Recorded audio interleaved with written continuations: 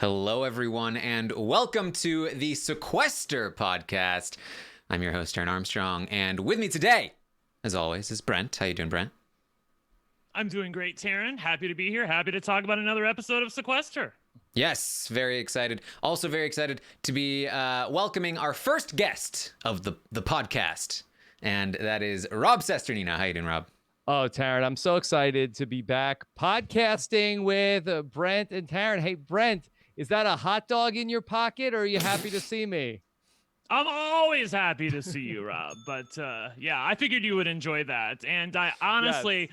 I asked Audrey because I felt like Thanos and Lex Luthor, otherwise known as Matt and Drew, the guy who won the battle match, if you don't know who I'm talking about, Rob, I felt as though they were not long for this world. And I felt like you would have a good time with them in the game. So I needed to get you on as soon as possible.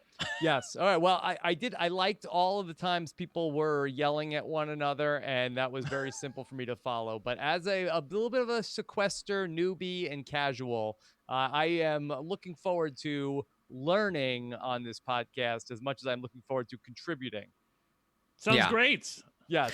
Yeah, no, I think I understand the sentiment as well. I think that it's definitely a lot of chaos happening in these first two episodes. A lot of players, doing their own thing. I mean, this is, I think, why one of the reasons why shows like Big Brother like to avoid casting a lot of players who are all going to be gaming, because they are not confident about their ability to showcase exactly what's going on if everyone is playing. They love to have people like their sisses and so on to just kind of be sitting there and not make them do a lot of work. Yeah, that's a fair point. Well, Rob, I'm with Taran on this, in that having so many gamers in gaming so much of the time within such a compressed time span does lead to a lot of it's a cacophonous first couple episodes. Yeah, I made the mistake of I just jumped right into Sequester season 3. I didn't watch Sequester season 2, and I didn't spend a lot of time. I said I'll pick it up, but I've been a little slow on the uptake in terms of understanding the rules of what everybody is doing here on Sequester. Well, let's talk about that. So, what was your biggest question watching because I know you watched the first episode and I know you watched this episode. What was the biggest question that you had that you felt like I need more of X to understand really what's happening? Well, I didn't really understand what the game was, and I'm still a little unsure about what the game is. I know that people get to the house and they make a lot of alliances, and I saw a lot of people throughout the first night or first episode just let's work with this person. Okay, we're this group. I like this person. And then at the very end, we were just like, okay, here's the challenge is just we're gonna vote for somebody. And so I was like, oh, okay. So I got that. And then again at the end of this episode, we're voting for somebody. But just in terms of like, I don't necessarily understand like the overall strategy of what is the goal here, other than we're just gonna vote every round.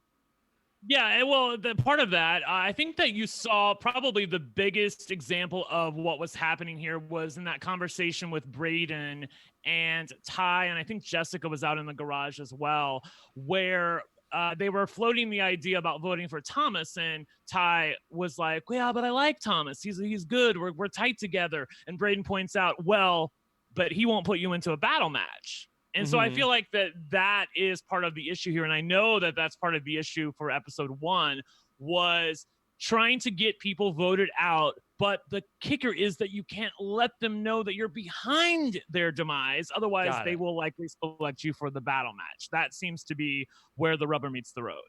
Okay. Yeah. Yeah, I'm picking it up, and I've enjoyed watching it. I'm just a little slow in terms of the game. Yeah, I think that like a sort of general overview of how the whole season works at the very start might have been helpful for somebody that's new to the game. I remember when I watched season 2, I was like, oh, so they change it up here, and oh, this is how the Final Four works, and I didn't know any of that going in, and I was just kind of along for the ride. I wasn't really, I didn't really have a good overview of what it was going to be and what to expect. So maybe that is something that would have been useful. I have a question, Rob. So, just as a point of order, did you watch the tweet that I have pinned to the top of my Twitter, which it's like a 2-minute video that says, "What is Sequester?" Did you happen to watch that? I've not seen that. I feel like if you watch that, Yeah. that would really help you. So basically what's happening is there's, every cycle of the game, 2 people leave, one through a vote and then one through a battle match. And then the cycle resets and a new twist is introduced into the game. And that sort of pattern repeats until they get to the jury.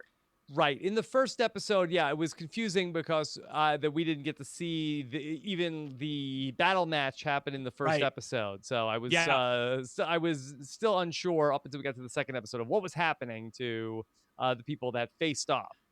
That's very fair.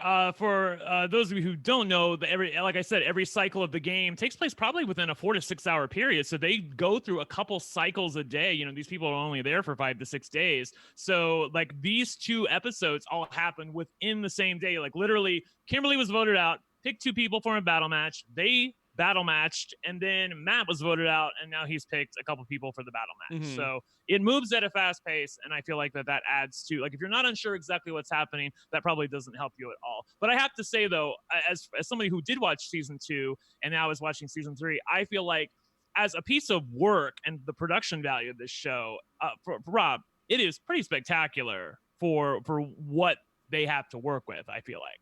Yeah, I don't know exactly what they have to work with, but Zero. It's very well done. I would love to, get more into, like, I'd love to hear more about the logistics of what goes on at the Sequester Ranch when they do one of these. I feel like that's not really explored too much of like what the daily routine is, but we got a little peek behind the curtain when I noticed a shot in the kitchen of just a tray of hot dogs, which ended up coming into play later on when Matt was carrying one around. I don't know if that's how you're just fed on Sequester. They just put a tray of hot dogs in the middle of the room. That's probably a good idea. I think I would go for that, Taran. I don't know about you. Well, you don't like a lot of raw meat like that, do you? I think they were cooked. I suspect they were cooked hot dogs. Cooked? Okay. Yeah, I mean, generally hot dogs, they come cooked. But yeah, I noticed like a pizza box like on a bed, I think in the previous episode. So I was there for that, by the way. Coffee. Yeah, I was there for the pizza boxes. I partook of some of that. Yeah, but going back to like how easy it is to understand, I also think that I watched Sequester season 2 in a binge, and I think that during the first few episodes I was a little bit lost, but because I could keep pushing forward, it didn't really matter. Whereas now, as we are watching week to week, it is a different experience where when I'm trying to ruminate on what I just saw, there's a lot more that I don't know yet. And so I think that as we move forward into future episodes, things will become a bit easier to understand and more clear in terms of what the storyline is and who the groups are and who are the people to watch and all of that sort of thing. So yeah, that's a fair point, Taran. I did the same thing. I binged season 2. I started watching. I was like, oh my God, this is fantastic. And so I literally just completed the story from start to finish and knew exactly how things happened, why they happened, and who was working with who. We don't yet have those answers, I would say, with a large percentage of this cast. Yes, and so the first thing that we see in this episode is the battle match that was selected in the previous episode, and that is MP versus Drew, and they were selected by Kimberly, and we talked in the previous podcast about why did this happen? What is the reason? Kimberly in the chat was telling us, oh, just wait, there's an explanation. And so we watched this episode, and I think the explanation was, you do yoga? Rob, are you with me on this one at least? On what? What are you gonna say? Why the hell did Kimberly, after talking about a guys alliance, pick Mary Payton for the battle match? I don't know. I don't understand. I don't understand. I was confused. One of the other things that confused me last week, she's like, "There's a guys alliance," and then gonna send Mary Payton. Yes. It's an interesting name, Mary Payton. Payton Johnson, yes. Yeah, and also then sent her in. I thought, oh, maybe she must have a showmance with one of the guys. Yeah. If only something like that was there. Taran, I've seen it. I've seen her interview on My Weekly Meltdown. Kimberly, I'm talking about. I saw what she said in this episode. I stand by what I said last week. This made no sense whatsoever, and I feel like she just picked her because she's jealous. So whatever. Yeah, well, I definitely did not feel as though I got an explanation for this at all. I did. It was weak sauce, Kimberly. Yes, I did throw out a theory as to why I think she might have done it. Other people seemed in the game at the time to think along the same lines, but when confronted with it, Kimberly was not copping to that, it seemed, and it was very awkward, the argument back and forth between Mary Payton and Kimberly as MP. She didn't have an explanation. Right. That was the thing, Rob. Kimberly did not have an explanation. This is another peek behind the curtain that we don't get on shows like Survivor or Big Brother. This would be like literally the pre-jury of last season and getting to have a camera follow them around and about how angsty they are. Of course, I guess we did get it last season with Camp Comeback, whatever. Yeah. But well, we see this a little bit in the Survivor Ponderosa videos where somebody comes back and it's like, "What, you idiot? Why did you vote me out? I was working with you." Like, well, you do yoga. Yeah. Look at my earrings. Do you see my earrings? Do you think I do anything? I love it when she took off her earrings. Yeah. When she took off her hoop earrings and she's standing there in the babe shirt and she's like, "I'm not athletic. I don't have anything on." Well, I mean, I have things going on up here, but not things down here. Yeah, things happen so quickly. You really do. You break down to raw emotion real quick in this game. That she is just like she was just taken out back and shot, and she's wait what? Yeah. Why was Kimberly crying? I guess she was just eliminated, but like, I mean, in a viewer time, it's been a week, but then I saw Kimberly still crying about something, and I'm like, why are you crying? It should be Mary Payton who's crying. She just lost the battle match, but whatever. I didn't buy the tears. I didn't buy anything about it. I'm still with Mary Payton. She was robbed.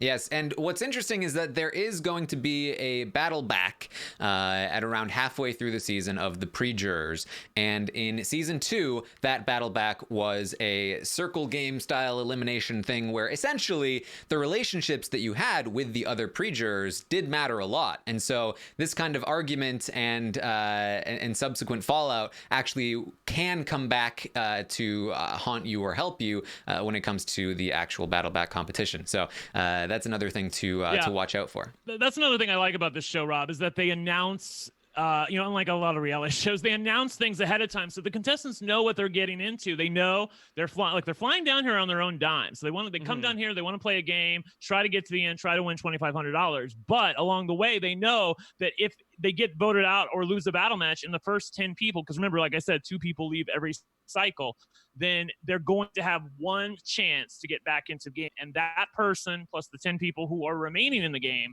make up the jury and the final 2. So that's what they're looking to get to here.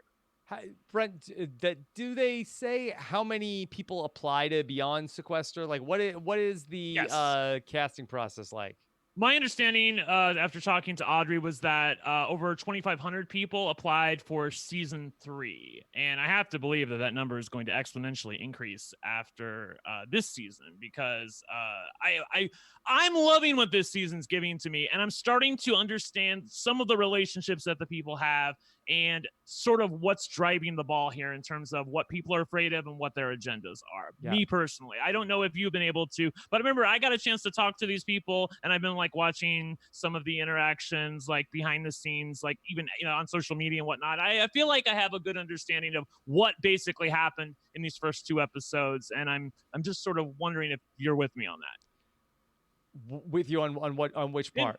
In terms of what it looks like to me, Taran, I don't know if you agree with me on this. It looks like to me that Tori, who we saw a lot of confessionals of this week, had a big hand in what happened this week in terms of, remember, she was the person who was in the tie last week with Kimberly, and she could have conceivably went home. She didn't, but so she knew that some people voted for her. And I feel like, and obviously Matt was one of the people that did vote for Tori. And so I feel like a lot of the driving force here in terms of getting Matt out was an agenda on Tori's part for vengeance, to get rid of the people that wanted to get rid of her. Are you with me on that or not? Yeah, I mean, I think it was as they described. I think it was kismet that a men's alliance was brought up, and then in a show like this, especially early on, as fast paced as it is, it's all about momentum, which is why it often favors the bold. And so with a guys alliance out there, that's the thing that everybody is talking about because Kimberly just said it. They are now thinking about it, talking about it, and all of those guys happen to be vulnerable. And so it was a very easy thing to let's just keep focusing on this because I'm not a part of it. And Matt, I think, was the sort of figurehead of that alliance, which seemed to be the truth. And so I think it kind of just landed there. I thought Tori was very good. Yeah, go ahead. Sorry, Rob. I think she's a very, very strong player. It seems like, she, it seemed like she was having all these conversations with people. She seemed like that she got her way. Nobody seemed like they were getting angry with her. And it seemed like that the guys are ready to kill each other at the end of this episode. Yeah, it's what it seemed like to me as well. Tori was my second pick to win. Obviously, I picked Kimberly to win, and she was eliminated in the first episode. So Tori, but I really like Tori. She was the last person I interviewed, so I'd seen everybody before I talked to Tori, and I somewhat can understand what Thomas called Tori here, Taran, because he had a conversation with Tori, and he spilled his guts to her, basically, and he said that he really didn't want for it to be Tori, the person that he was spilling his guts to, but she was there and he needed to be vulnerable. So I guess this is the person I'm talking to. He evaluated her as not being very authentic. And I had an experience with her where I felt like she was very authentic and very warm, but I guess I can understand it because I remember when we were talking about the interviews, you said that at first you thought that she seemed a little inauthentic, but then as it wore on, you warmed up to her. It's interesting. She had acting face. Yeah. It's interesting because she's the person who came in saying, I just want to be genuine and authentic and not lie. And that will work. And she seems to be the person that people are most intimidated by, most seemingly disingenuous, not genuine. People find it a little strange. And I thought the reasoning here was actually kind of spot on in the sense that I don't think she is being genuine with Thomas or with Matt or with Drew when she's talking to them. She's like, I thought she was being just very blatantly sarcastic and like I'm not even going to pretend that I'm having a good conversation with you. But then in the confessional, she's like, well, I'm pretending that I'm actually on board with this. Meanwhile, she's talking to I don't know, maybe it was Jordan at the time, or no, I think it was Drew, and she was just like, oh, well, I guess it's fine then. I guess that's it. It's like, I don't think you're fooling anyone there, if that's the intention. Yeah, she's very good in confessionals, Rob, but I feel like her acting in person probably needs a little bit more work. Well, Taran, when you say that she came into the season saying that she has to be authentic, do you feel like this is the kind of thing that you talk about a lot in the Big Brother season? When you have to declare something, it usually means it's not the case. And because she is acting, I'm going to act authentic, it's coming across as being false. Yeah, probably so. I think that she's probably too concerned about being authentic, and that concern may turn her inauthentic, which is definitely interesting to watch here. And I think that she's very fun to watch so far. Yeah. So I'm definitely enjoying it. Speaking of Drew, we should talk about the actual battle match between him and Mary Payton as they had to walk across balance beams and transfer balls into various cups. Brent, do you want to explain this game? Because Rob's shaking his head, and I was a little lost as well. Brent, what was that? Why did they stop moving? I don't understand. It's like, okay, I thought I understand what was going on, and then they got into like a staring contest. I don't know that was this. And then Drew is like trying to knock Mary Payton off.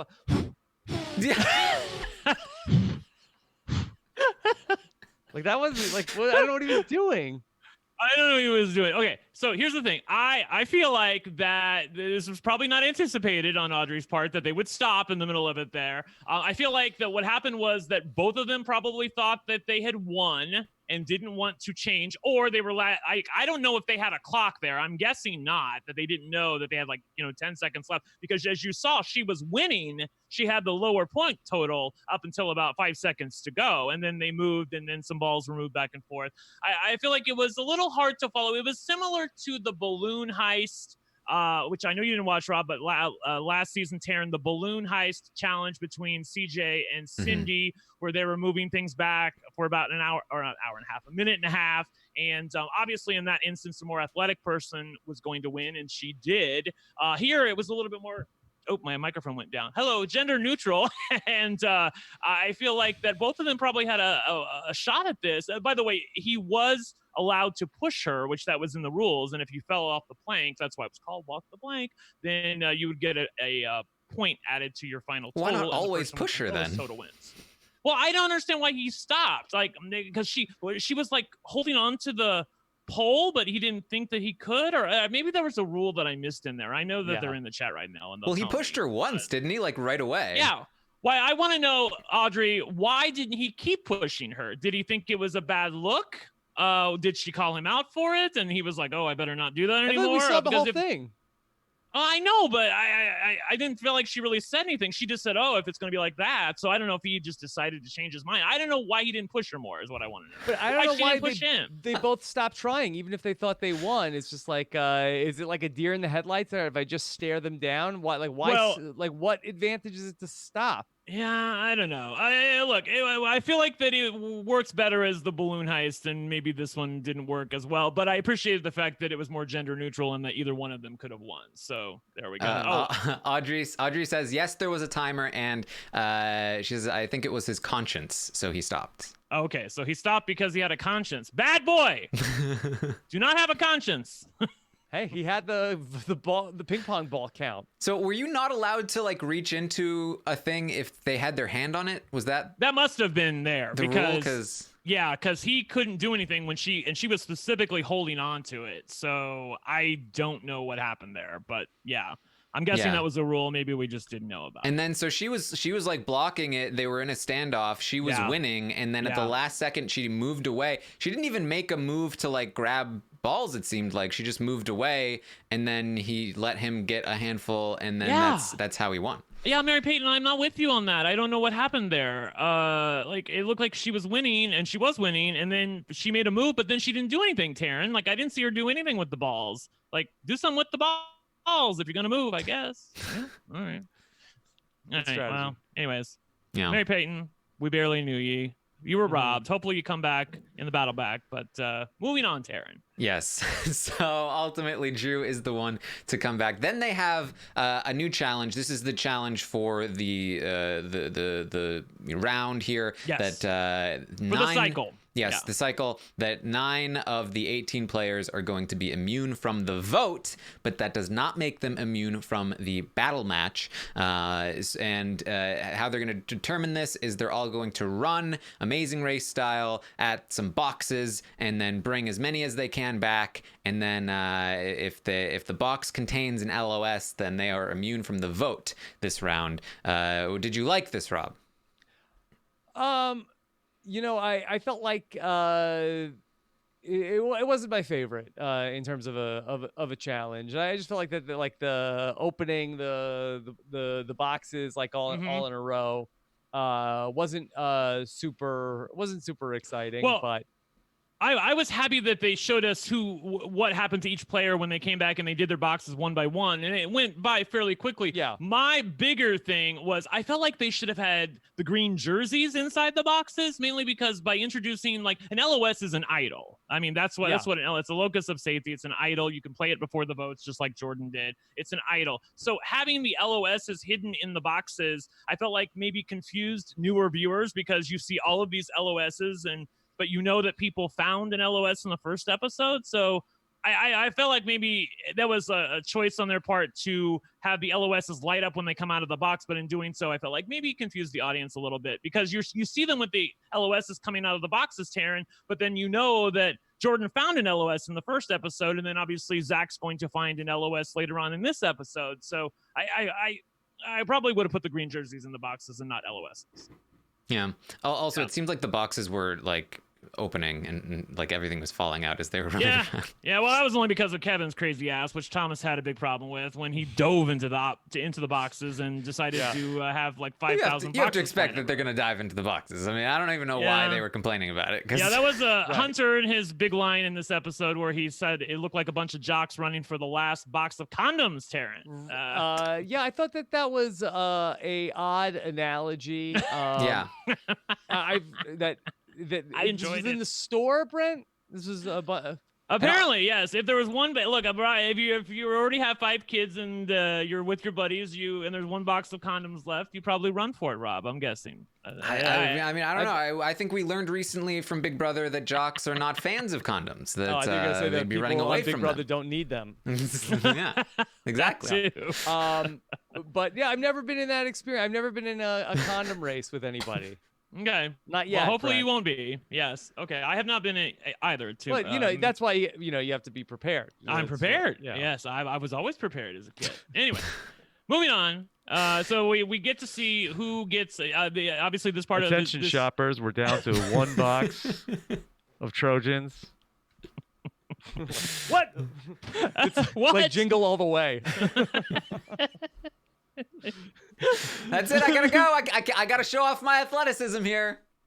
All I can think of is that Golden Girls episode where like Dorothy. I know I'm so dating myself with I know what Really, you're talking really about. jock Yeah. centric. You know what? Condoms, Rose. Condoms. Yeah. Okay. I mean, if you had if there were like a bunch of guys, I mean, it's like I guess you could make some sort of an alliance of like, all right, I'll buy the box. I'll hand one out to everybody, and let's just get out of here, okay? No need Bill to Hall fight. in the chat said it's supermarket sweep, but with condoms. So I think that show's coming back, Bill. I think. Oh. It's a great show. But not with condoms, though. I'm guessing not. So we, like I said, I do enjoy this part of the twist, though, where 9 people are safe and 9 people are not. It instantly helps me as an audience member divvy it down to, okay, these people are vulnerable. These are the people who are in trouble, and I need to keep my eye on them. And we saw that those people who got an LOS were safe. From the vote, at least, and those people who did not get an LOS were not safe, except for one person who got 2 LOSs in their boxes, and that was Christine, and she had to assign it publicly. Taran, did you enjoy that? I was hoping that this would happen much more often. I was too, hoping there were going to be a lot more divvying out of the LOSs. But I think that because Christine was the only one, it felt like she didn't get too much blowback from this. She did a lot of damage control afterward. I think people understand that they've only known these people one day so far, and what am I going to do?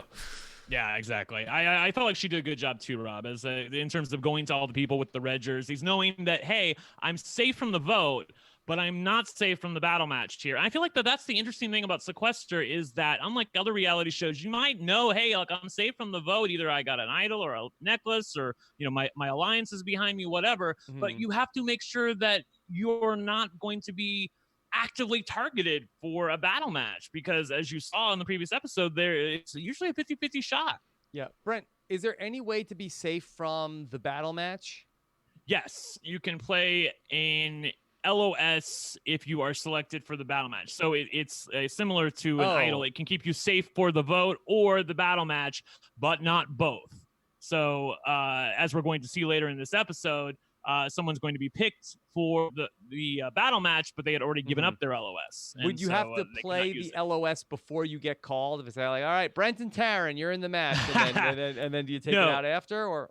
No, Taran and I talked about this last year, actually. That was the same question we had. For the vote, it works just like Survivor. You have to play it beforehand. But for the battle match, you may play it after. So if you're selected for the battle match, you can then turn in your LOS. That's how it works. Yeah, there was one player last season who just panicked and played it before she even got picked. And I was like, why did she do that if you didn't have to? Yeah, Taran actually texted me back though. Why did she do this? This is Krista from The Amazing Race. He's like, why did she play her LOS when she wasn't even selected? And I'm like, she panicked, I guess, or she knew she was going to get picked. Whatever. It seemingly really screwed over her allies because the person picking was like, wait, why are you playing this? Did you do something? Should I throw in the other allies that we had? I guess so. Good times. Good times. Anyway. So really the best way to stay safe would be to have an LOS. And then as long as you're not the vote, then you will just be completely safe from a battle match pick. So if you have, say, a green jersey and an LOS, then that would mean you are completely safe from this particular vote. I think playing the LOS for a vote is definitely not ideal because it's much, much more valuable in terms of the battle match pick. Not only is the battle match pick tend to be more random than the vote, but you don't have to play it if you don't need to play it, and so it's really, really valuable there. And so I definitely don't love anything that Jordan did here. Yeah, that's a good point, Taran. I didn't think about that. That if you know you're safe from the vote, then you know you're safe for the cycle because you can play the LOS after the fact when it comes to battle match selections, and those are the ones that seem to be fairly unpredictable. And it has been my biggest quibble with the overarching structure of the show is that I always get the vote and the strategy. Whatever twist is in play, I get it. But the battle match selections, half the time they are so what the f that you don't understand narratively why people are being targeted. Like, for example, Exhibit A is Mary Payton. I'm like, why the hell was she? Why would? Because she does yoga, I guess. Okay, that's what we're going with here. So, anyway, that's where we are. Yeah, and also another reason why it's pretty important to make sure that nobody knows that you have an LOS because it's very easy to just burn it.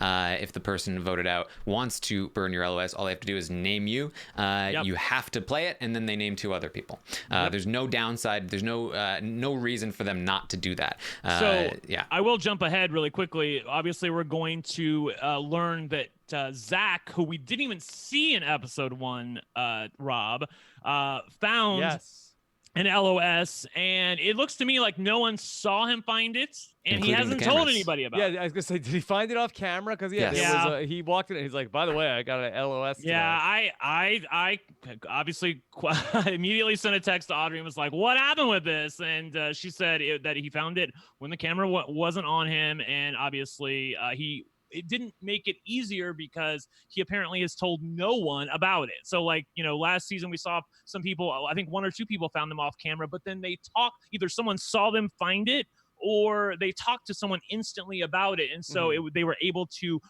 sort of wedge it into the story that way. But Zach found it on his own and thus far has told absolutely nobody about it, which he obviously should do, Taran. So I feel like that this is part of the thing. Look, he should tell people, or he should not? No, should not tell people. He should keep it totally secret that he has an LOS. Otherwise, they'll select him for the battle match. So that's definitely the right thing to do. It was just a little unfortunate that they didn't catch him on camera. But this is not like Big Brother where they have cameras 24/7 in the sky watching your every move. They literally, like, the contestants know that if they're going to have a conversation with somebody that's important narratively to the story or something that they want people to see, that if it doesn't happen on camera, it probably didn't happen. So they really try to go out of their way to make sure that whatever they do or say is on camera, that there's a camera person with them. I think just a little bit of bad luck here that he found it when he didn't have a camera on him. But on the other hand, he was so invisible in the first episode. I understand why there wasn't a camera following him, Taran. Yeah, they should plant hidden cameras where the LOSs are. You just have to find the hidden camera. Exactly. Well, that's a clue to the fact that there's an LOS somewhere in there. Right? That works like Survivor, Rob, where if the camera guy isn't following you around, you're like, well, shit, I'm not in the right spot here. I guess not if you're Zach. Yeah. So whenever there's a teddy bear in the room, you're like, wait a minute. That's a good idea, Taran. Yeah. Well,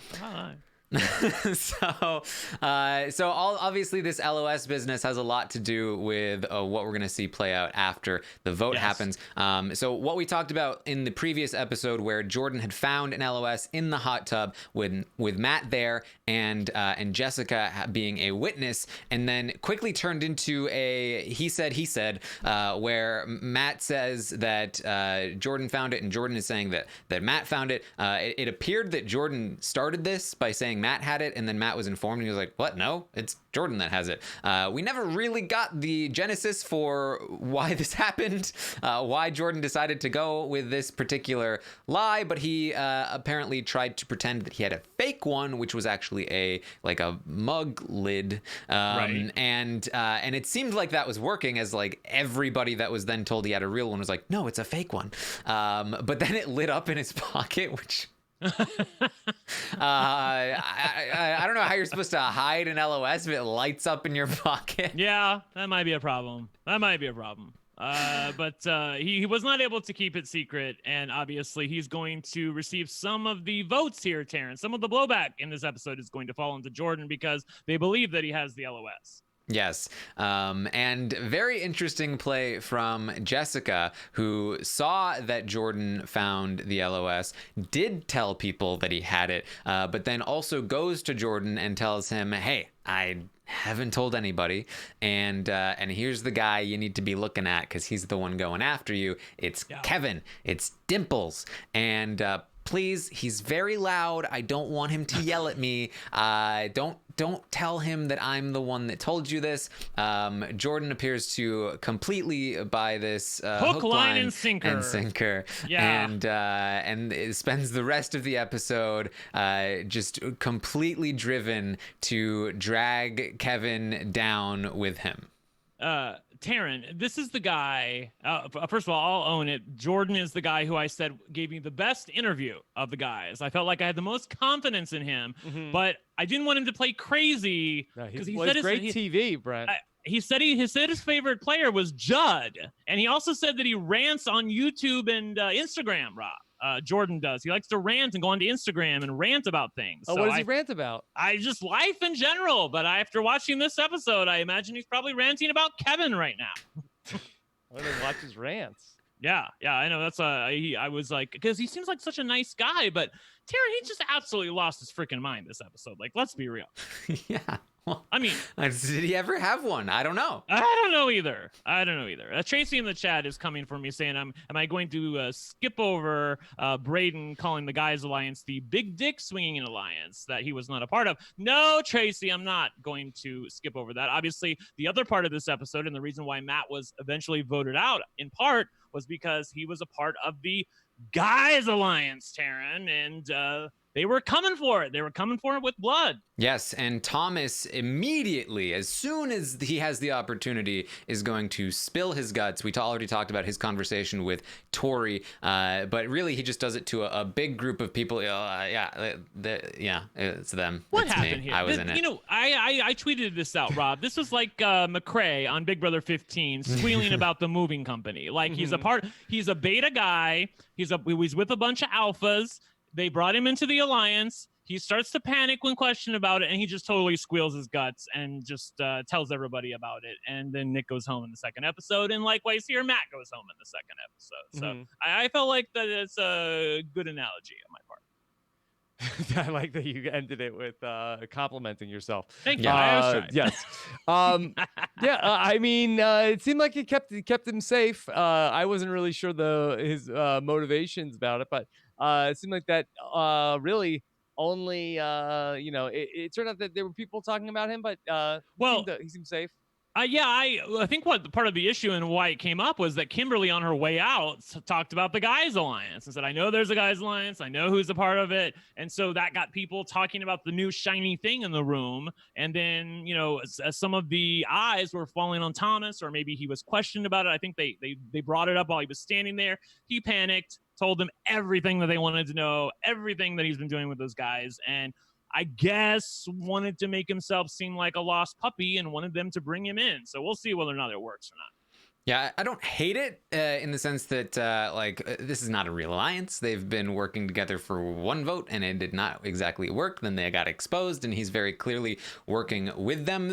He basically, before he said anything, people are like, well, you were a part of it, right? And so I don't hate it, but at the same time, it's definitely very dangerous to be the first person to so blatantly throw this out there, because it is immediately going to get back to Matt and Drew, as it did. And since they are the ones that it's going to fall on, I think he puts himself in immense danger to be chosen for the battle match if one of Matt or Drew eventually gets voted out, which they did. I think if not for the Jordan situation, he might have been in some trouble here, Rob.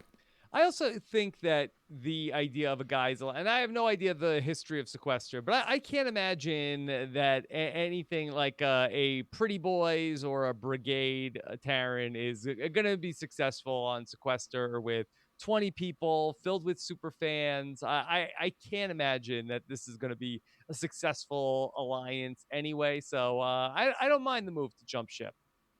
Yeah, I just think he needed to do it more quietly.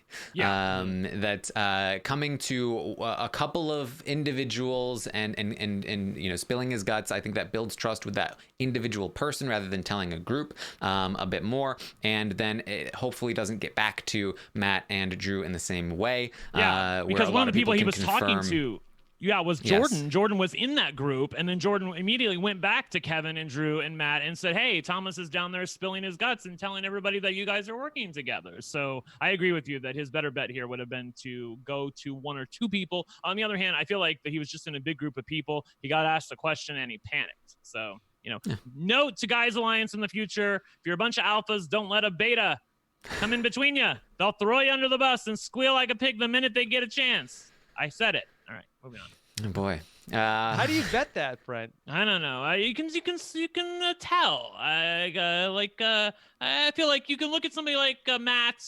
You shake his hand. You're like, okay, he's an alpha. You look at somebody like Drew. You shake his hand. He's an alpha. You shake Thomas's hand. You're like, yeah. When did Brent turn into Cody Nixon?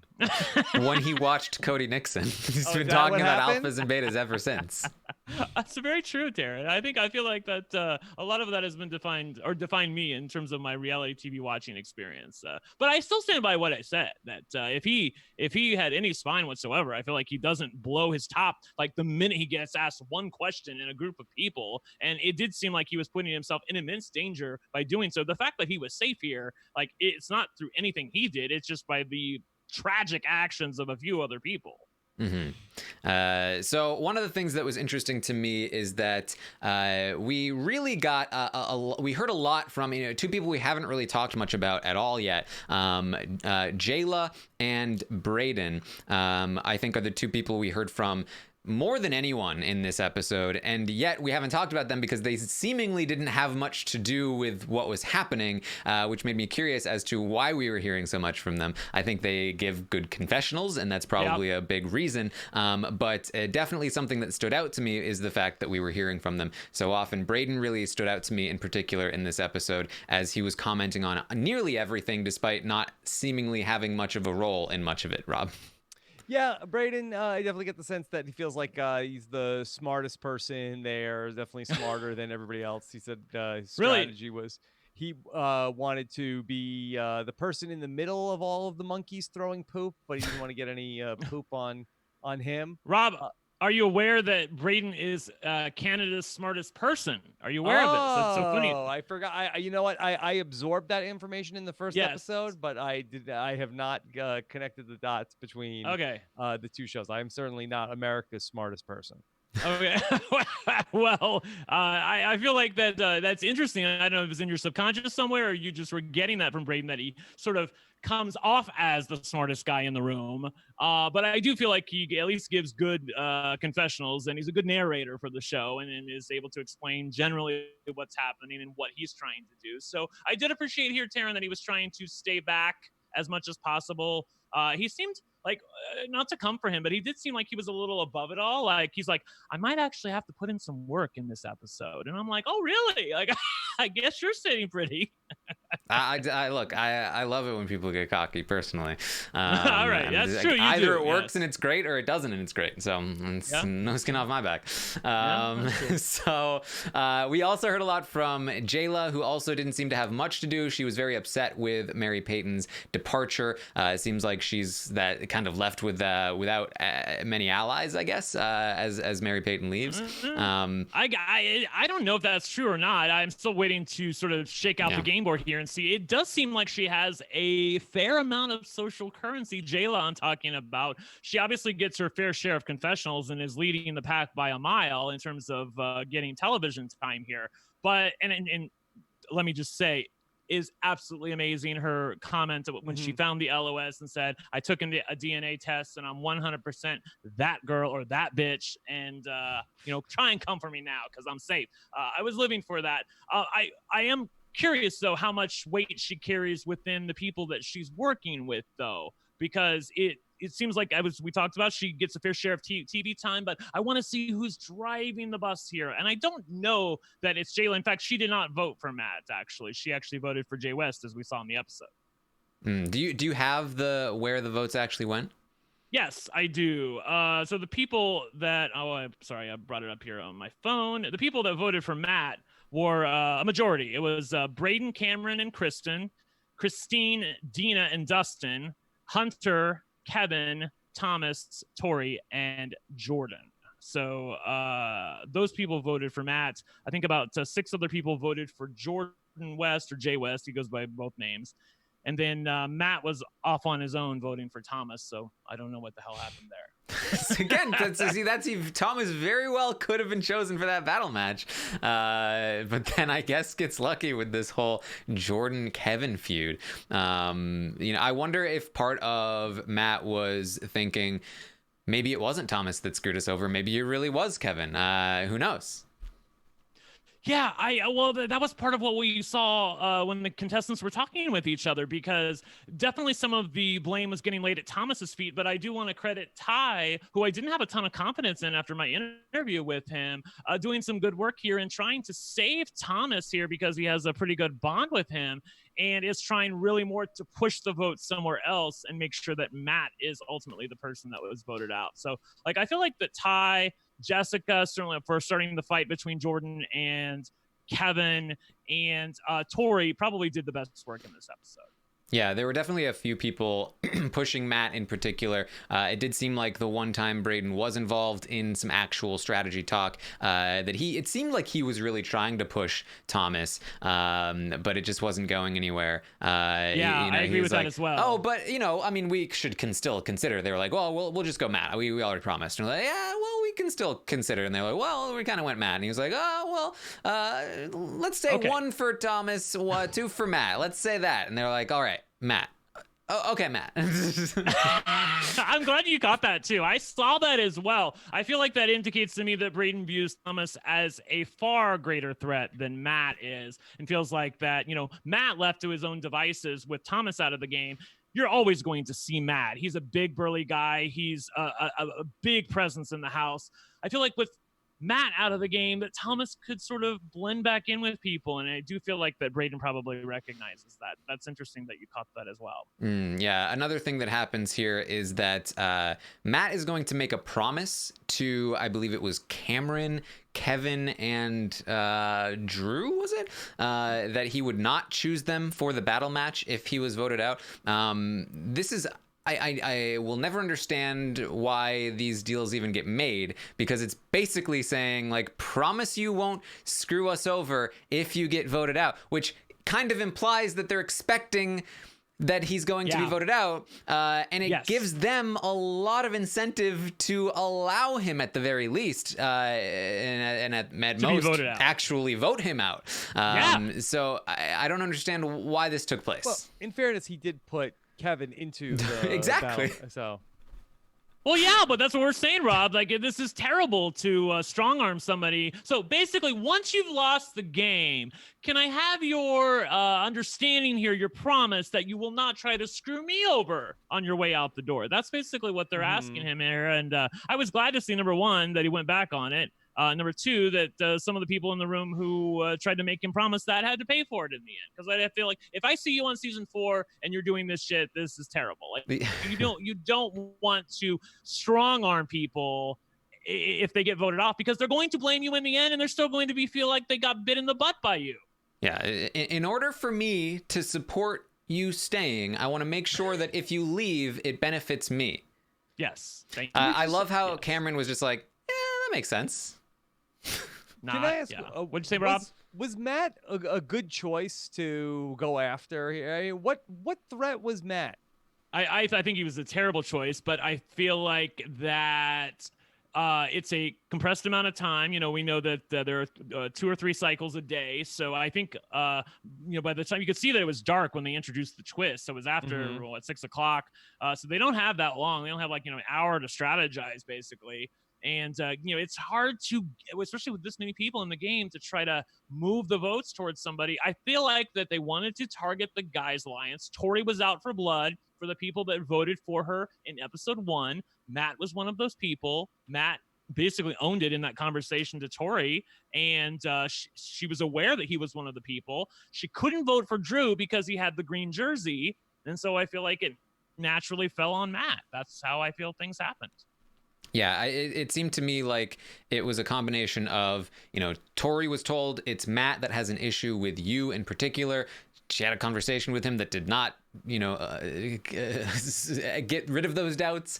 And then, so Tori obviously had a lot of incentive for Matt. And then Thomas seemed to have a few connections. It kind of became Matt or Thomas. There was a lot of talk about Jordan, but I have to wonder that, I imagine that there was some concern about voting Jordan. If he actually does have an LOS, he plays it, then who goes home? And so I think Matt was definitely just the easiest person to throw votes on there. That's what we saw happen. I feel like they're most worried about a bounce back here, like with an idol play. Like, they all vote for Jordan, and then at that point it's almost like episode 1, Taran, where all of the majority of the votes are null and void, and it's the plurality or even a minority of people that are controlling who goes home here, and you just don't want that, as Braden would say, the poop to fall on you, and get screwed out of a game here. So I feel like that's what they were mostly going for. Yes. So what we see happen is that Matt is, before Matt gets voted out, Jordan is going to play his LOS, and this is just the beginning of the end here. If Jordan doesn't get eliminated in this battle match, then it really ruins a great downfall, because this is all wrong. Everything he did here was wrong. Between playing the LOS when he didn't need to, and then as he goes to play the LOS, he makes a big speech about Kevin and how he is a backstabber. If I may, Taran, I actually transcribed this, and I feel like it would be interesting if I performed as Jay West here. Should I be Dimples? Yeah. Well, that would be fair. So he walks up there, says, basically, I got shit to say, and he says, I apologize for never telling you all about my power, but I'm mainly targeting Kevin, rat bitch ass. You never got told nothing about my LOS. Seeing it lighting up in my pocket like a rat. Like, I don't care that Matt told everybody about my LOS because he actually seen me searching for it. But you waited till you got safety, but you're not safe. That's what I'm saying. Whoever come up here, because it's not going to be me, because he's playing his LOS, for this battle back shit, you all can pick me and him for this battle match, or him. He got to come out because he knows everybody's secret. And yeah, that's about it. Did that make a lick of sense to you? Did anybody understand this? Makes a lot of sense, Brent. He's diffusing the whole situation, and then he's gonna go take Kevin into the battle, and he's gonna smoke him. Yeah.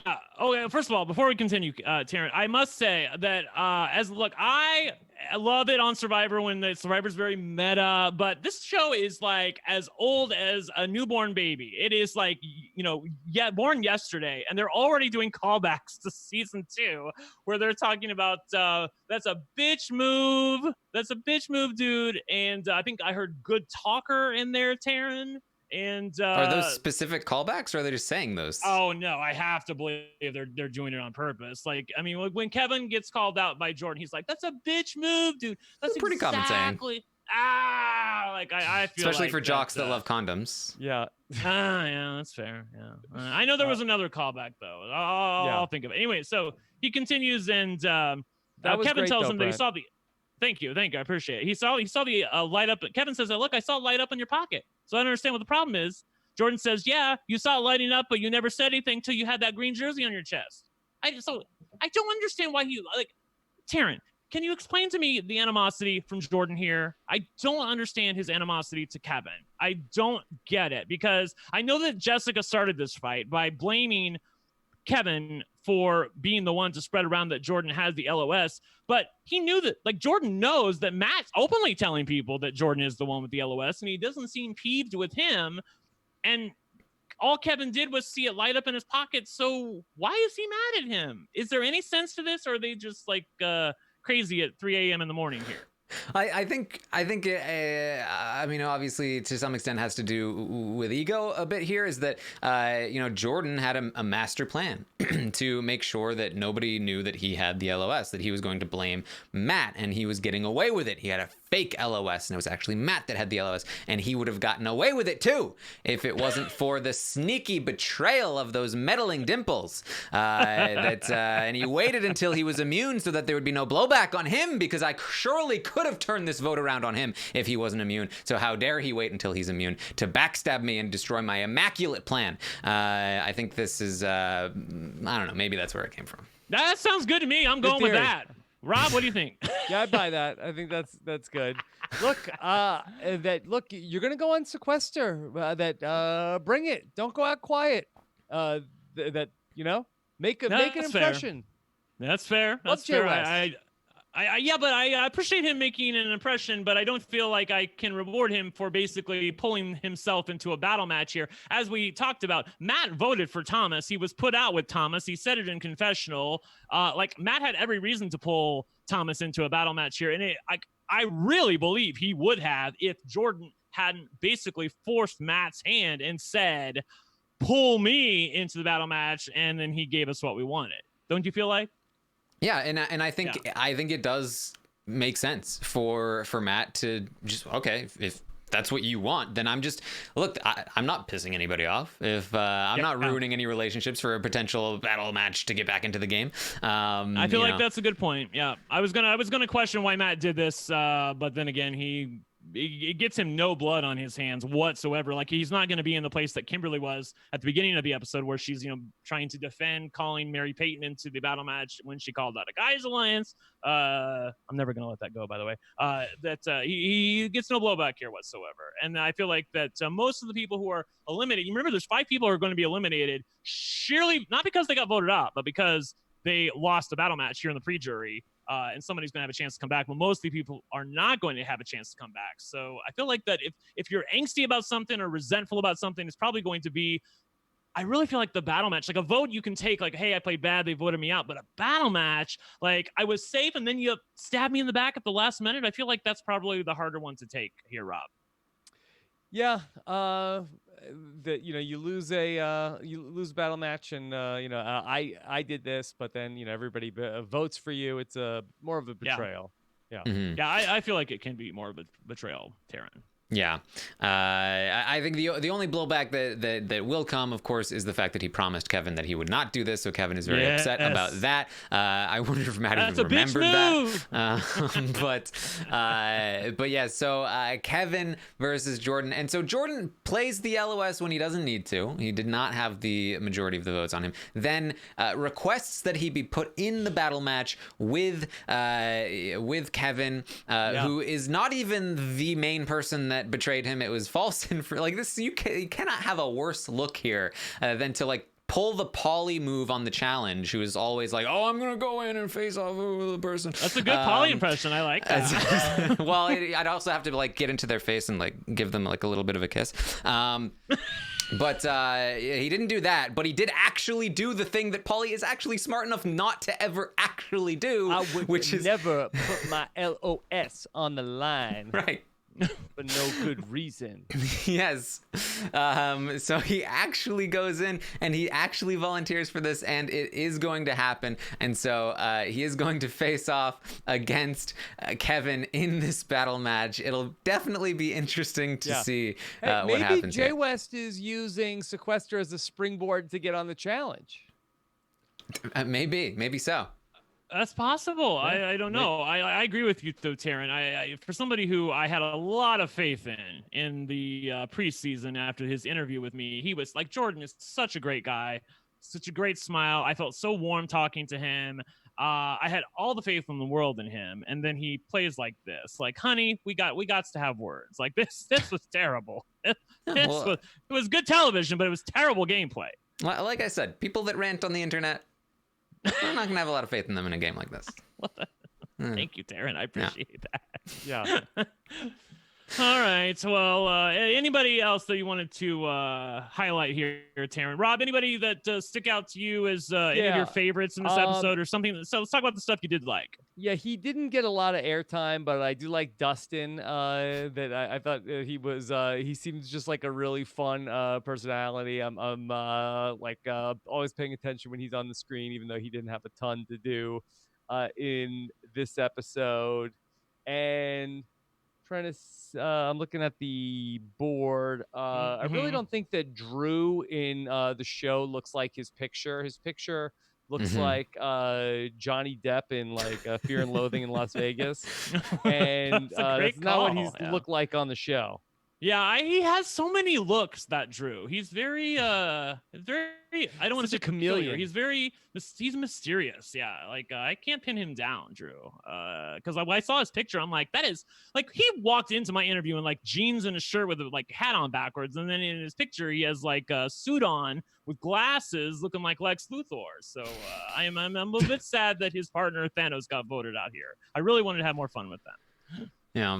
He tried to save him too. Like Drew tried to save Matt here in terms of getting the votes on Jay West, but they could not come up with the majority. Yes. Again, not much from Kristen in this episode. I think I heard from her like once in the entire thing. We definitely got a short but sweet amount of content from Jessica, as she is the one to basically cause this whole battle match situation. I can't even say. I mean, it was certainly effective in getting the job done, but I still don't understand why she wanted the job done. Like who she's working with and why this benefits her. But I agree with that. It was fun to watch. Yeah, I'll give her all the credit in the world for this. I just don't understand why the move needed to be made. I mean, I guess it keeps her safe from a battle match selection. She knows that they're going to go after each other. That's probably the biggest extent of it I can give her, but I do appreciate the fact that she pulled it off. Yes, and then we saw just a little bit from Cameron, as I mentioned earlier. And that's really we really saw nothing from Erica and Hunter this episode, besides the condom comment. Like they were a big presence in the first episode as the undesirables. The undesirables, Rob. Yes, and this was I feel like that they could do some work together. Like it was like my favorite show, Once Upon a Time. Rumpelstiltskin says that two people who are working together can do a lot of great things, but two people who share a common enemy can do even more. So I feel like that if Hunter and Erica Classic Rumpelstiltskin. Thank you. I try. If they can work together here and people don't know that they're working together. I mean, I know I made fun of them in the first episode for the fact that they're sleeping in the same bed. It looks like obvious that they're working together, but I don't know that the cast necessarily is at least as smart as I am, which isn't saying a lot. Well, they've only slept in that bed once. Yeah, that's true. Yeah, but to us, it feels like they've been together a week and a half, but they've only been there one night. So. Yeah, we basically just got a reminder that was their game plan, even though it didn't really have much to do with this particular episode. So I imagine that's going to come into play in the future. And then, of course, we also got an update on Dina, as she's now she's looking better. She is in that situation, this position, right, where in the first day she was very sick and she did not socialize, and so now she's like having to play the role, like be like, I think even more aggressive than maybe even she normally would. Like, no, I'm social. I get along with people. I'm loud. I promise. I can only remember your comment from the first episode, or maybe it was when we did the preseason interviews where you were like, if people tell me their weaknesses, that means that they're really, really bad. Like they've addressed it and they were not able to overcome it, and it's really bad. But when people tell you their strengths, it's obviously not good either. Because when she's like, no, I'm social. I really am. I'm very social. You just, I was a little sick in the first episode. So not good, Dina, but she is looking better here. And I know that Twitter seems to love Dina. So I'm hopeful for her stands, at least, that she's able to right the ship. The pity party is over. Yeah, the pity party's over. Yes, Good. She's not feeling sorry for herself anymore, and she apparently is not in any pain anymore. So she seems good.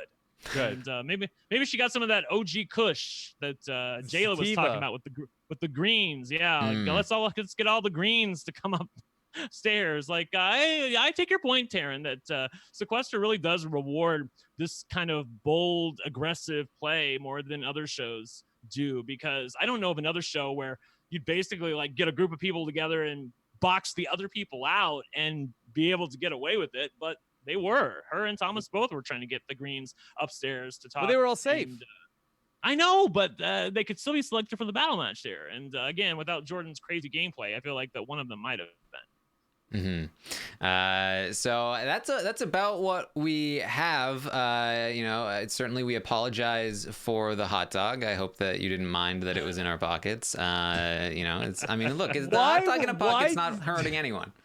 Why did Matt walk around with a hot dog? It doesn't make any sense. Like, well, he was probably eating it.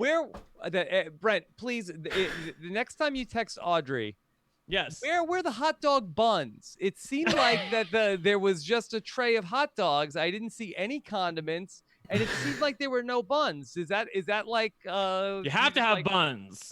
You have to have buns with a wiener. Audrey's in the chat. I'm sure she can tell me. Braden's in the chat. For heaven's sake. And at what point, did Matt, he's having like these game conversations with people like Tori, and he's just holding a hot dog in his hand, toss the wiener. Toss the wiener. He did not toss the wiener. You're making things awkward. You're fighting for your life here. Just throw the hot dog away. And then he put it in his pocket. I don't know if it was like a prop. Hey guys, isn't this funny? I got a hot dog in my pocket. And then he was eating a hot dog. Food. That's his dinner. He was eating a hot dog later. Can you just give me a second to? Hey, they have a very limited amount of time to strategize. He's trying to eat and go.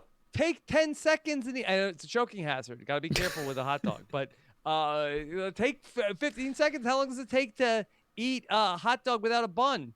Hey, Rob, he's got to eat a lot of hot dogs. There's no carbs there because it's all hot dog, and he's got to fuel those guns. Oh, maybe is that it, Brent? Is Matt no carbs? Is that why he has to eat the hot dog? That's what Audrey's in the chat right now. She said that it was keto, a diet season, and that's what he was doing. She says also he was trying to show that he didn't have an LOS. It was just a wiener. So I guess it was the only thing in his pants. Real Gallagher. Yeah, this is like shades of Rupert on All Stars here, trying to fool them with the thing in his pocket, but it works in reverse on Sequester. Right. Yeah. Right. They're looking to see if it lights up in your pocket, Rupert. Taran, what are the chances that we can get Brent on Sequester one day? Now, have you seen too much, Brent? Is that out of the question now? I don't feel like it's out of the question, but I feel like, and this is just, I don't, you can tell me what you want, but I feel like I'm better out here as a cheerleader for the show. No, you're better in there. I agree with Rob. Yeah, I feel like I would fall flat on my face, Taran. I know, feel like that's why it's going to be fun. Think of all the people that would tune in to see. Yeah, I suppose. I don't know. I have such a busy schedule. I don't know. Brent talks a big game. Yeah. The viewership would be through the roof. Everybody wants to see is Brent going to be able to back up the talk? She cast 19 other fame whores too, and so I feel like that they would then be like, well, we got to pick Brent for the battle match. Because remember Hamza and Jesse from Big Brother Canada. Rob, you didn't even watch season 2. They were on Sequester season 2, and episode 1. Who do they pick for the battle match? Hamza and Jesse. So that doesn't fill me with confidence. Undercover Brenton in disguise. Yeah, I could go in drag. That might work. Like the guy from Big Brother Canada, the Scott guy who didn't get voted in. Vengeance for Scott, Rob. Yeah, what do you maybe Brent? Would never shave his head, but I'm sure there's something we can come up with. I would shave my head. Okay. I would shave my head. I'm not a Jared. Yes. And Brent, happy Veterans Day. No, thank you, Rob. I appreciate that. Yeah, so a lot of people find it incredible that I was actually in the military and actually served, but the Army did me a lot of good. So I always try to tell people as much about it as I can. All right. Well, I believe that's all we have for you. Can we talk about Survivor for a couple of minutes? Yes, is that okay? If Survivor spoilers. Yeah, Survivor spoilers. Okay. Yes. Because I really want that. Taran, I was thinking about this today, where I really wanted to get Brent's take on the big Survivor move this week, because I feel like that Brent is Mr. Big Move. Yes. And we had a very big move on Survivor this week. To give people another couple of seconds if they want to, if they don't want any Survivor spoilers. But Yes. I really want to hear Brent's take on Kelly's move from Survivor this week. So, as you know, maybe you don't know if you pay attention to the other patrons, but I took a little hiatus from Survivor. Because I was so put out with the results of last season, and a winner was voted off in day 11 and played like 12 days, getting to win the game. So I am starting to catch up, but I'm only through 3 episodes, so I don't know what happened. I know basically who got voted out, but what happened, Rob? Like what was so amazing? It would be too hard to explain. I was just like, I'm sorry. I saw Probst all over Twitter, and he was like, "This is the most amazing thing that's happened in Survivor Tribal Council, or something we've never had happen in 39 seasons or something." I think it was more the conversation that came out of the Tribal Council. I mean, it's actually very appropriate that we're talking about in Sequester and Men's Alliance, that there was a lot of talk about a women's alliance and whether it's sexist to talk about, to assume women are going to be in a women's alliance. So I think that was more what the historical implications were of the Tribal Council. But at the same Tribal Council, there was also a very big move in the game. Yes. It just figures that I've heard nothing but good things about this season of Survivor, and it just figures that the one season, I've watched all 38 seasons of Survivor. The one season I said, you know what, I'm gonna take a little break from this. I'm gonna solid pre-merge, very solid pre-merge. Let's not get carried away. Greatest season of all time. Okay. Nobody's tweeting best season ever, but very solid. Very solid first preseason. half. All right. Yeah, Taran, did you have a thought on the move? I mean, it was definitely an interesting move. When it was being described, I was like, "Ugh, this sounds way too cute." But then, it went off, seemingly without a hitch. But I personally just feel like, basically the requirement here is that it stays a secret. It's the secrecy of the move. But based on the plan that was laid out in front of me, I didn't get to see all of it because of the editing. It seems very blatant to me that this will get out, like, surely. How is this not going? How is Nora not going to explain that why she voted the way she did? Why is she going to just accept that that Dean happened to vote the exact same way that she did? It seems like a lot of stuff that will just immediately come out in the next episode. But maybe it doesn't. Maybe it was conceived in a way that it won't. It's hard for me to know that until I see that happen and until we know exactly how it was performed. I feel like that, Rob, this feels almost like what Probst has talked about before, where he wants people to play Survivor like they're playing for their second time. Yes. Like you're playing the first time like for your second time. So you're playing big ballsy gameplay. It may not necessarily be like, like the optimum strategy, but almost like what we've at least I've talked about in Sequester, where it's a ballsier game, and so maybe it'll play dividends in the long run for them if they'll get asked back, or I don't know. It does seem like Survivor is hard. People play harder. I feel like that Survivor nowadays rewards ballsier gameplay than old Survivor of the past. Yes. Well, I think that a lot of this is sort of out of the many discussions we've had about the Laurel and not pulling the trigger on a move in Ghost Island. I do think that out of that, I think that she has been really dragged as, the worst thing you could be on Survivor is somebody who doesn't make a move.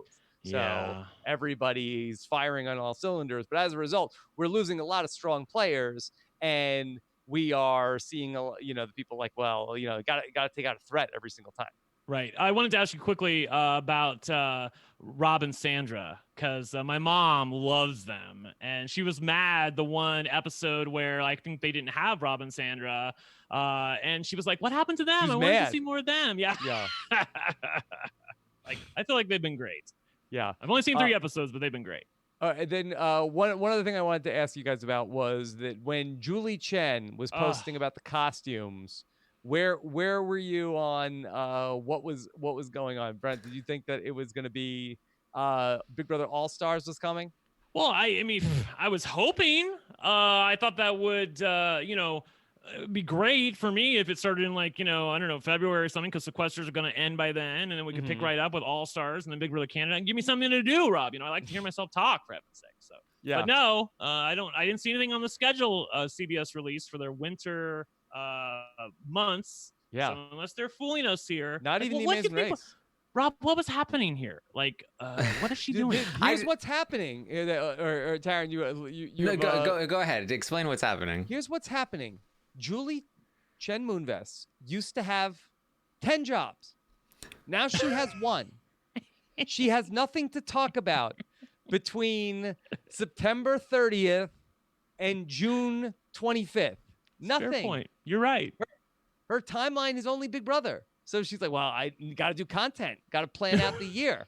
Halloween, I got it. I'll go in the diary room for 10 minutes and I'll put on 5 different costumes and I'll tweet one out every single day of the week. That was it. It was Halloween. I It was Halloween. guess. And then I think she might adopt the Big Jeff gag, and then in Christmas she'll do an advent calendar of a dollar store gift for every Big Brother house guest all in December. She has no other content except Big Brother. Mm-hmm. That's a fair point. I feel like I say this every year, but Big Brother production, Damon Lindelof is not in charge of Big Brother. This is not Lost. They're not going to sneak in teasers and subtle or not subtle ways of like being like, ooh, maybe we're doing this. That's not Big Brother production. We get announcements via press releases. Big Brother production is David photoshopped into a picture hours after he's voted out. Yes. They are not thinking, oh, how can we tease our hardcore fan base? They have no interest in that. That is not how we're going to find out about any potential All-Star season. That's a fair point. Rob, before I let you go, I know you've only seen 2 episodes of Sequester, but I must get a winner pick or two from you about who do you have confidence in that could actually go the distance here? Well, I just want to thank you, Brent, for having me on the podcast. It was very fun to get to catch up with both of you. That I listened to the first podcast, and I really I was laughing in the way that Brent described his pitch to me about doing the podcast, and how he was embarrassed that the players weren't playing hard enough after he sold the show to me. And then he was upset with them because they weren't playing hard enough for me. He was embarrassed at what I was going to think. So I appreciate that. It really touched me, Brent, that you. Oh, you're welcome. Yes, I was like, do it for Rob. Like, no, screw doing it for MP. Do it for Rob. Yeah. Okay. But I need hand holding early on. So Jay West was playing it the right speed for me. Right. I'm the Brent's mom of Sequester right now. I really have liked Tori. I know that she suffers from the inauthentic thing, but I thought that she was really good. I love it. An authentic person who's trying to be authentic, who comes off as inauthentic. That's what Tori is. Right. The problem is I don't even know what you have to do to win. So it's very hard for me to pick a winner. How does somebody win the game, Taran? I feel like that it is so funny because this is the game show that had a floater night twist that specifically targeted the floaters. But I do feel like in some ways you really have to be the ultimate floater to win, Taran. But we've talked about how it rewards, ballsy gameplay, but I do feel like that until I see someone actually do it, I don't know that it can be done. Like, I know it can be done, but I basically, it's like, show me, don't tell me. Yeah, well, it rewards the bold on an individual basis. Like, if you can be bold in a successful way, in a smart way, then you can for the most part, keep yourself relatively safe. But as with any of these games, it also, of course, rewards the lucky. And if you are, if you also happen to be safe from the bold players playing boldly, then that is going to work out very well for you. If you happen to not be the one that the axe falls on, that's going to work out for you. So I think that last season we saw a little bit of both of that, like a really bold player and a more passive player get to the end, and it was a very close jury vote. So I think that it can go either way here. What are you laughing at, Rob? I saw you laughing. Daniel in the chat says, Kim, Brent just called you a floater. That's some shade. Kim Matina from season 2. I do feel like that Kim was a floater. I mean, she was an outsider. She was an underdog, Yeah. And I think everybody, in fact, now that I think about it, everybody in season 2 who was in the jury, they all had to play a battle match. Like CJ played a battle match, Jake played a battle match, Cameron played a battle match. So like, there's no avoiding the battle matches. I feel like I'd like to see someone get to the end and win who didn't play a battle match. That would be interesting, Terry. And some of my other favorites, Jayla is great. She's great. She's fantastic casting. And Dustin, he makes me laugh when he's on the screen. He makes me laugh when I didn't see a ton of him in this episode. We saw more of him in the first episode when he was trying to get all the votes on him. But I enjoy him as well. Braden's obviously one of my favorites. I love Matt, but I knew he wasn't long for this world, and still waiting to see more personality from a few other people. Yeah. And I will be gutted if Jay West loses to Kevin in the death match. I think Taran's with me on this. I'm actually rooting for Kevin here. Why? Because I feel like that Jordan needs to pay for his bad gameplay. Like, his gameplay was so terrible and so tragic and just so bad. Like, not just sort of bad. Really bad. You have an LOS, you're literally safe through the cycle, you're not getting the majority of the votes, and somehow you still find a way to get yourself eliminated, Taran. Are you not with me? I'm with you. Thank you. Yeah. Yes. And also, if Kevin leaves, then like his big grudge is already gone, and now where are we going with Jordan? Yeah. So, I mean, we'll see. Can't count on him for I'm strategy. sure he'll get into another I'm sure he hijink won't at some have a point. feud with anybody else. I mean, that his rivalry with Kevin was so well developed and earned over the first 2 episodes. Yeah. It wasn't just that somebody told him Kevin did something. That he didn't Jessica actually do. told him. Yes, Yeah. it was all Jess's fault. Jessica, I see you. I told Jessica that Taran and I would be evaluating her gameplay. But we saw that. All right. Yeah. All right. Well, thank you so much for joining us. Taran, I want to also somebody send me Jay West rants on Instagram. Yeah. Yes. Jordan, you heard him. It's gonna rant about us next. Probably. A lot of people ranted. Critique my. I don't think they were ready for me in the first episode to come for them, because I got a lot of pushback from some of the contestants who were. Did you? Yeah, and they were all. Remember, I told them in the end, like, "Me, you, Taran, you watch the interviews with me, for heaven's sake." I asked most of them. I said, "Look, I'm gonna call him like I see him, and if I come for you, you own your shit." And they were like, "Yeah, Brent, well, that's good." And then everybody says that it's gonna be fine, but yeah, that's gonna be interesting to follow, because I know you don't pull any punches ever. I really don't.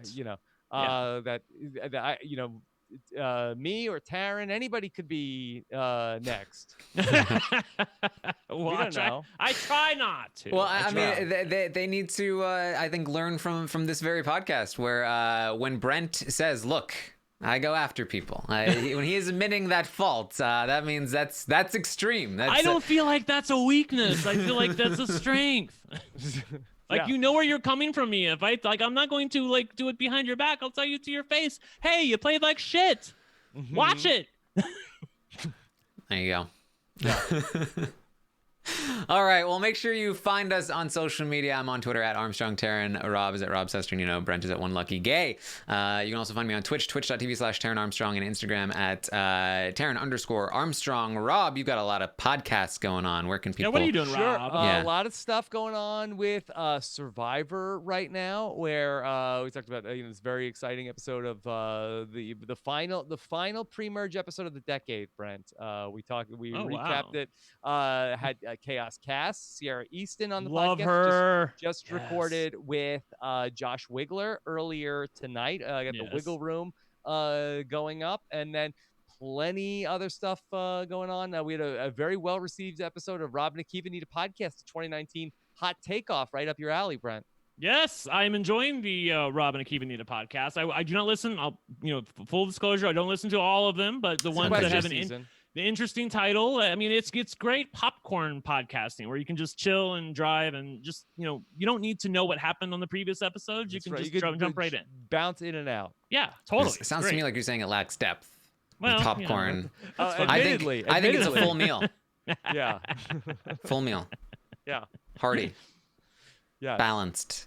Well, we will be back here obviously next Monday for the Sequester recap. Next show, episode 3, drops on YouTube at 8 p.m. Eastern next Sunday night. And Taran, I will see you in a week. Yes, there you go. Thank you so much for joining us. See you next time.